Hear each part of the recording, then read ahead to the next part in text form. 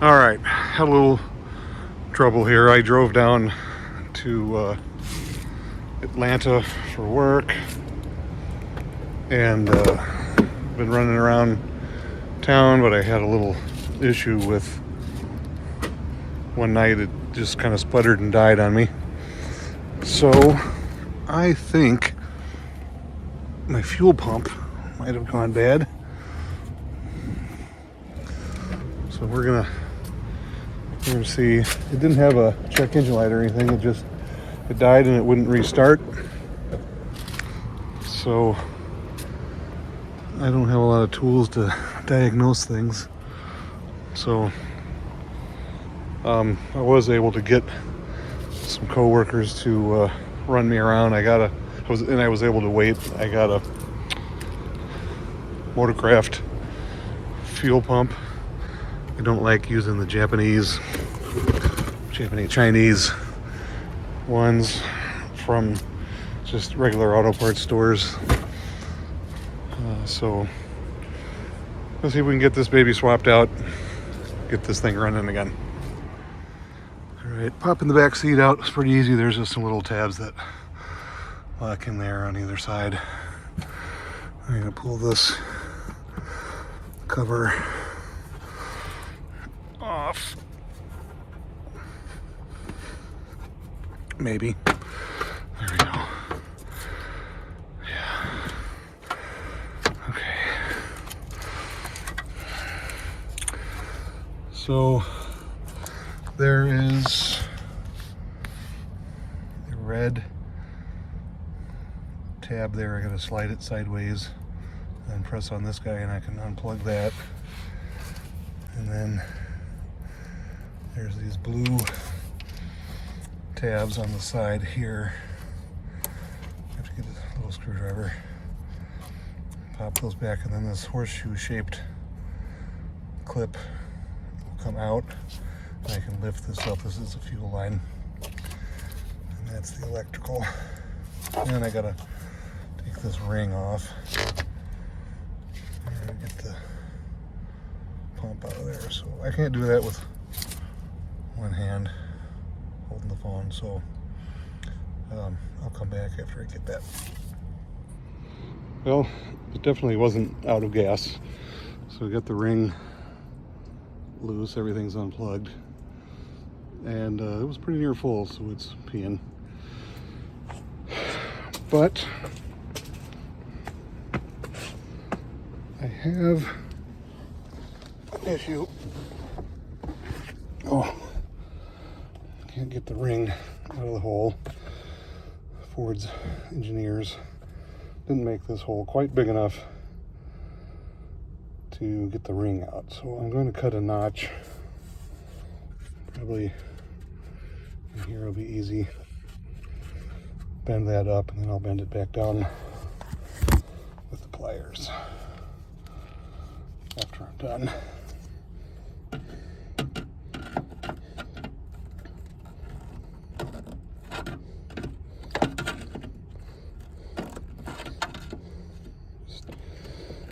That guy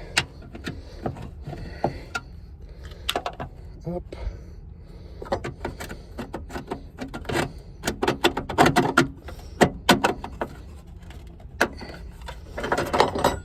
Get pliers and bend that up some more.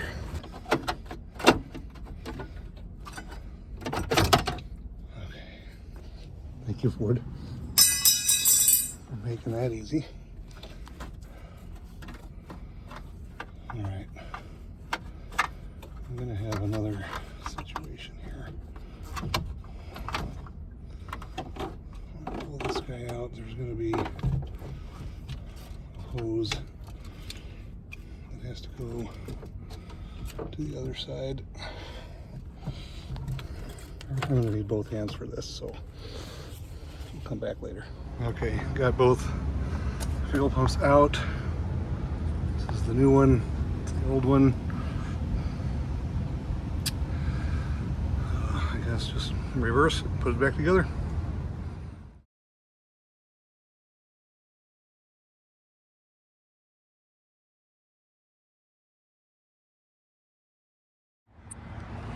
It got dark last night, so I didn't finish filming everything, but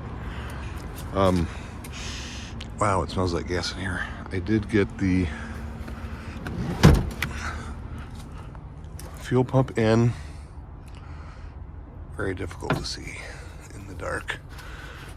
It's morning now, still dark. The fuel pump still didn't work, so I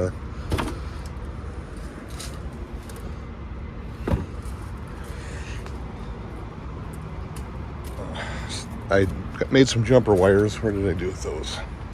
Oh, here they are. Made some jumper wires. This is the old fuel pump. So I took the plug off of the motor to the pump, which is right there. And I made some jumper wire, hooked it straight to the battery, and the pump motor worked. So that left me with just this module, which again you can't really see. Let me get my flashlight. All right, let's try this again with the flashlight. So, fuel pump in. There is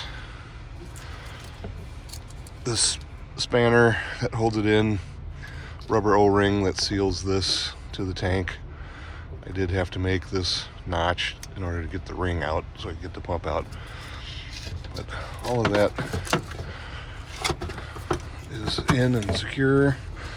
Put this guy back in, seal that up.